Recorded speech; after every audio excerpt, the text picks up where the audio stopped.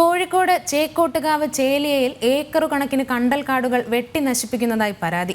College ഗ്രൗണ്ടിന് വേണ്ടി സൗകര്യമൊരുക്കുന്നതിന് വേണ്ടിയാണ് തണ്ണീർത്തടങ്ങളും കണ്ടൽക്കാടുകളും നശിപ്പിക്കുന്നത്. ജില്ലാ കളക്ടർക്ക് പരാതി നൽകാൻ ഒരുങ്ങുകയാണ് പരിസ്ഥിതി സംഘടനകൾ. ചേലിയയിൽ പ്രവർത്തിച്ചുകൊണ്ടിരിക്കുന്ന ഇലാഹിയ കോളേജിന്റെ ഗ്രൗണ്ടിന് വേണ്ടിയാണ് ഈ നശീകരണ പ്രവൃത്തി.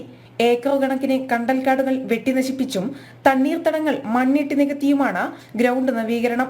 കെട്ടിടങ്ങൾ പൊളിച്ച് മലിനമായ കല്ലും മണ്ണുമാണ് തണ്ണീർത്തടങ്ങൾ നികത്താൻ ഉപയോഗിക്കുന്നത്.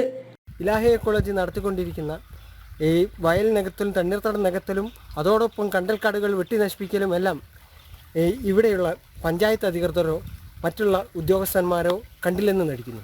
തുച്ഛ ലാഭത്തിനു വേണ്ടി മാത്രം ഇത്തരം പ്രവൃത്തികൾ ചെയ്യുമ്പോൾ വരും തലമുറയ്ക്കായി അവശേഷിക്കേണ്ടുന്ന ഇത്തരം കണ്ടൽക്കാടുകൾ നശിപ്പിക്കുകയാണ് ഇവരുടെ കർത്തവ്യം.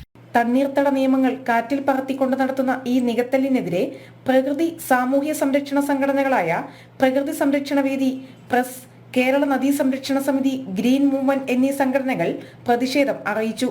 ജില്ലാ കളക്ടർക്ക് പരാതി നൽകാനാണ് സംഘടനകളുടെ തീരുമാനം. ജനം, കോഴിക്കോട്.